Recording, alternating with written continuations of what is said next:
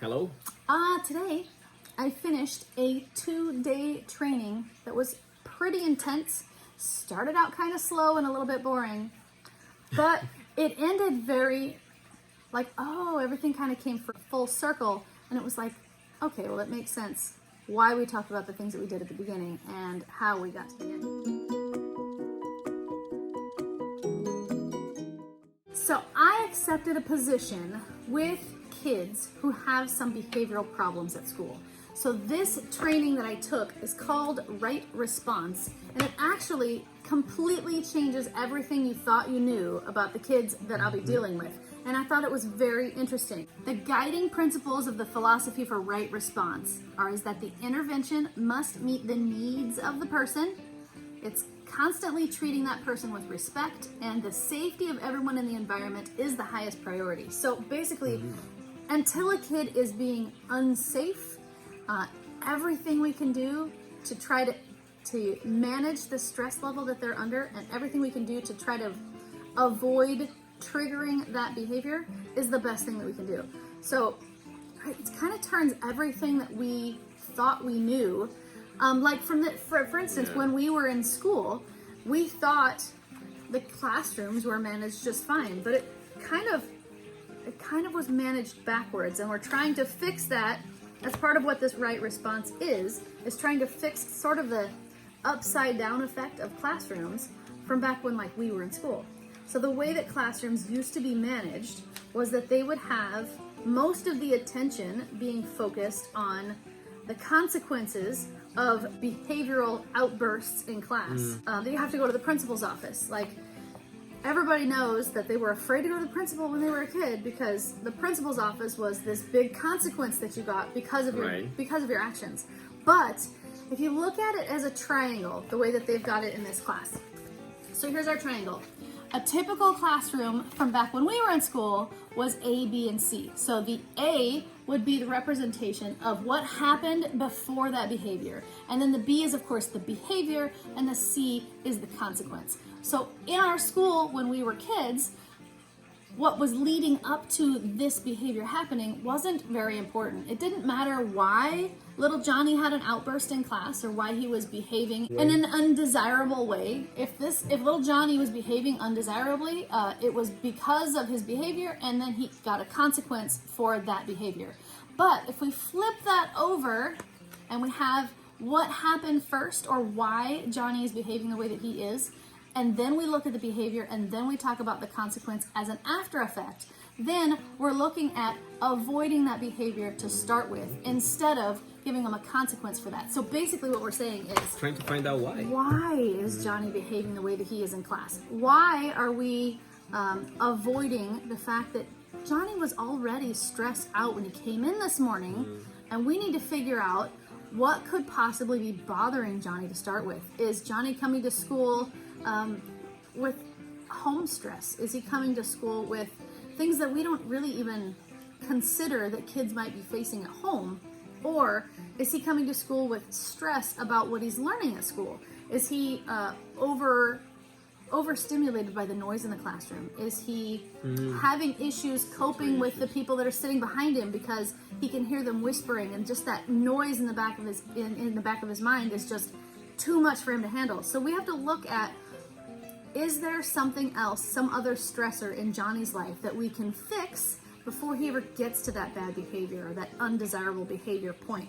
So To try to control it before he goes. We're trying to help him cope with whatever stress he's dealing with that causes that behavior before the behavior ever happens. And then if it does happen, what is the right response to that behavior?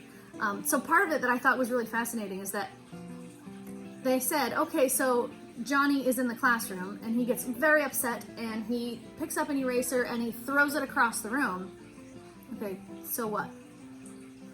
Well, you can't just throw an eraser across the room.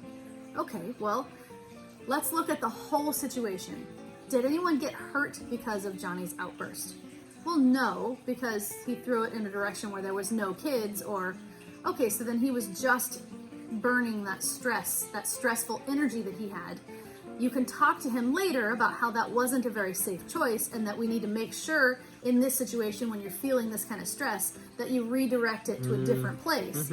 But in that particular moment, nobody was injured and he resolved his stress by throwing something. Okay, well then was it really that big of a deal, or was it a small problem? Like, learning the difference between a small problem and a big problem in a classroom. A big problem would be where he picked up a pencil and he threw it at Sally.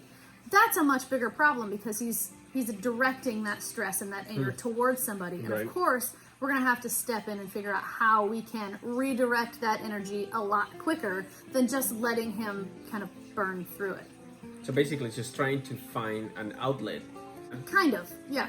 Because really, if you think about that, you keep on. I mean, imagine a kid with, I'm gonna use the word issues, that keeps on bottling all that, and it's like a stressors. Pressure. The kid has a lot of stressors, and we don't always know what the trigger is. But really, if you have a relationship with the kid that you're working with, like in my particular case, I'll be working with mostly one specific kid. In that specific case, I'll have a relationship with that child, and I'll know that that student at that moment is getting agitated because of things that are going on, and I'll know kind of what his triggers are, so I can help him avoid becoming to that level to start with. And then in the event that it becomes just way too big and it becomes out of hand, they also gave us some physical last resort type measures to make sure that he's physically safe, that everyone in our vicinity is physically safe, and that we can transfer this energy, this stress, to a different place where it's more appropriate to let it kind of go. Oh, I like that, because in the past it would be like, okay, you're in trouble, you go to the principal's office, or like way back in the day, you go to the corner and you put your cap or whatever it is. Right, sit in the corner with your dunce cap on. We're not going to be doing... We're trying to restructure the way that we look at discipline and consequences in the school, because it's not necessarily the consequences like you have to go to the principal's office, but like maybe the consequence of what you did was that you made your friend cry, and now they don't really want to be friends with you. They don't trust you anymore. You've broken sort of a trust between you and your friend, or you and your classmate, that they kind of feel like they don't want to sit by you anymore because they're afraid that you might have another outburst. So you need to learn some different coping mechanisms so that you don't cause more of that type of feeling in the future.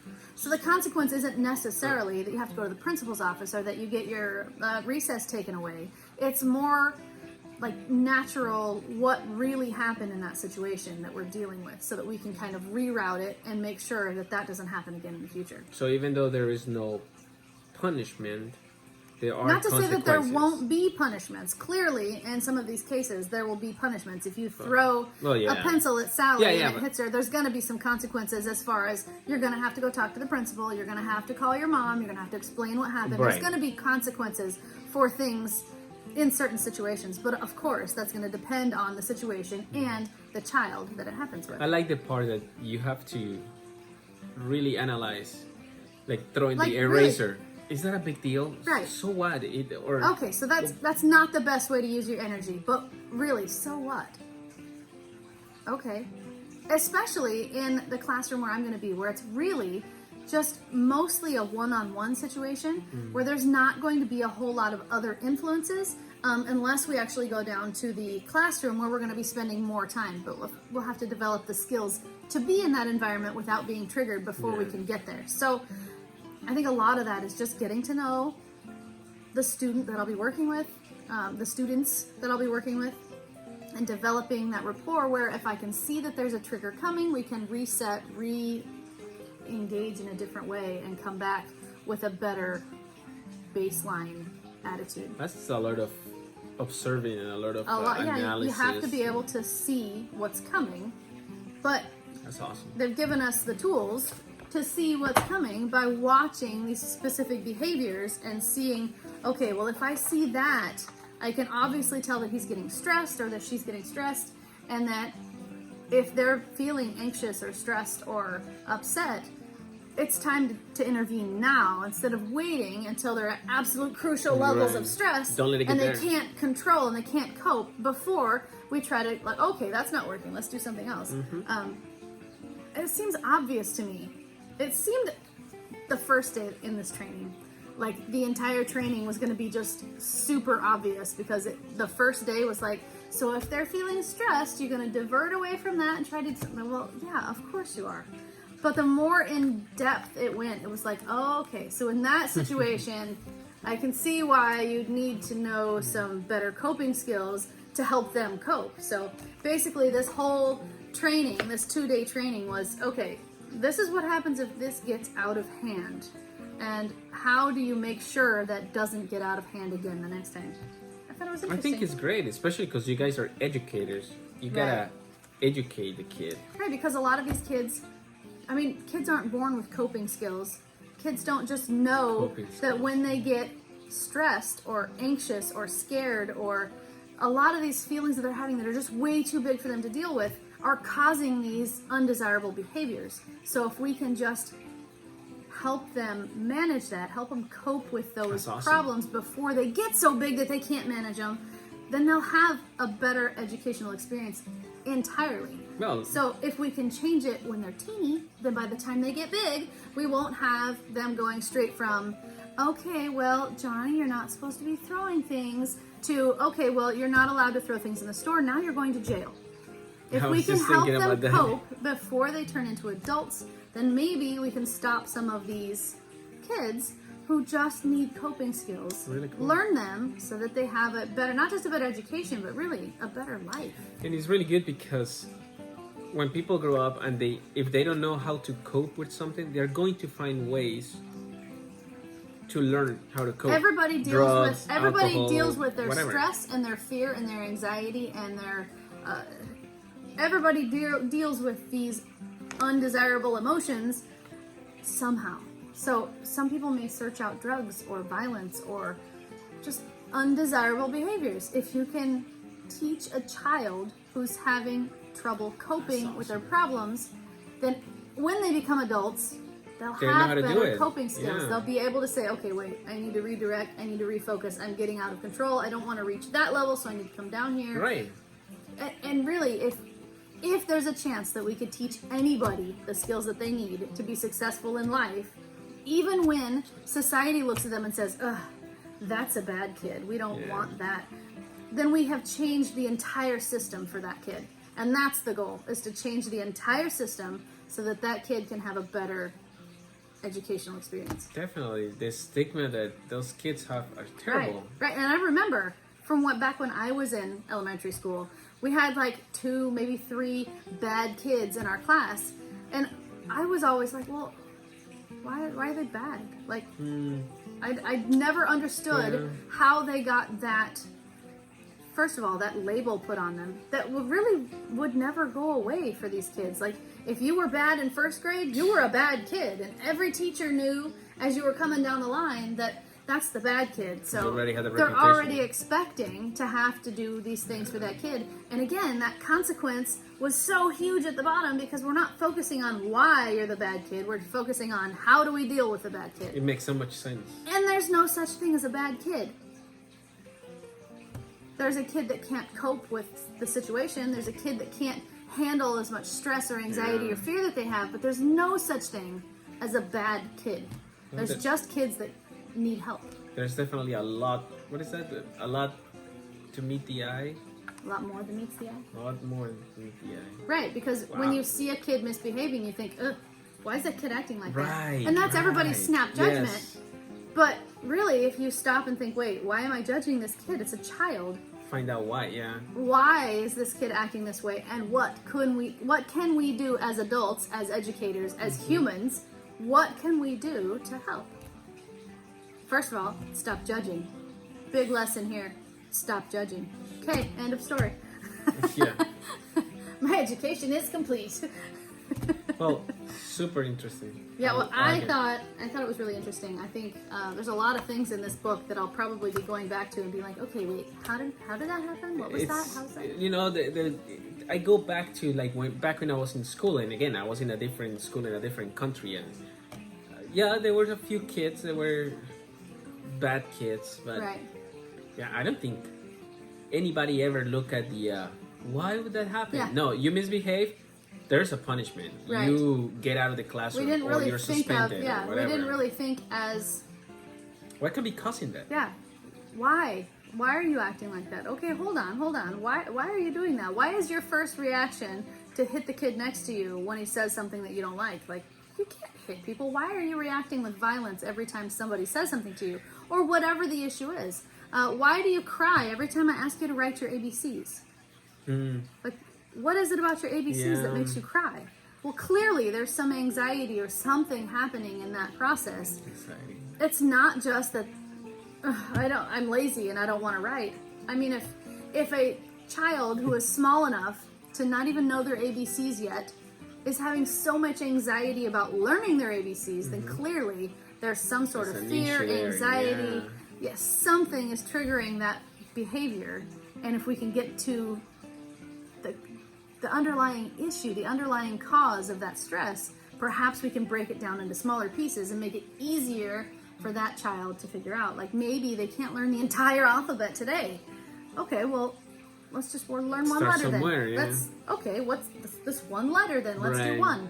Maybe we should just do 3 letters in one day instead of doing 5, or whatever the issue is that's causing all the stress. Tone it down for them, because that's going to be so much easier for them to absorb the information. It's so crazy because it just makes sense. It's like It so seems obvious. so obvious once you put it out there, but if you don't put it out there, who would know to think like that? Right. So we did an exercise. You need a piece of paper. Okay, here's your exercise. I want you to think of Roman numerals. Okay. Do you know the Roman numeral for 10? Can you write it, please? Do you know how to make that Roman numeral into 9? Can you show me? Okay, now, I want you to draw one line and turn that into 6. I'll give you 30 seconds. Go. One line. What? One line and turn into 6?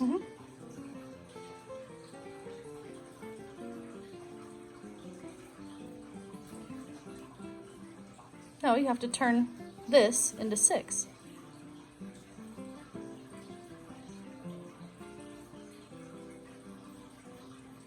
What? Turn this into 6? No, you have to turn this into 6. Oh.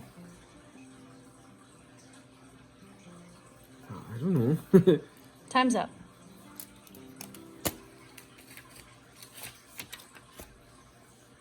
Oh, that's dumb. So one of the things we have to do is learn how to see things a different way. So if we're thinking it has to be a Roman numeral, or I have to draw straight lines, or I have to completely change what I'm doing to make 6, really, nobody said it had to be a straight line. Nobody said it had to make the Roman numeral. No one said it had to make a numeral at all. It just needed to be 6. So if there's 100,000 different ways to do 6, maybe you can find a different way. It's a different perspective, a different way to look at things. Right. I guess the moral of the story today is, guys, stop judging, look at things another way, and do your best to help people. Because everybody could use more coping skills. Even if you're a well-adjusted, perfectly rounded person, that is so true. Learning more coping skills is never a bad thing. So that's the public service PSA announcement for today. I think that's enough information for one day. That's good. So if you like this video, give it a thumbs up. If you want to make this channel strong, share it with your friends. And now, good night, YouTube. See you tomorrow. And if you haven't subscribed, please subscribe now. Poof. Don't judge. Please.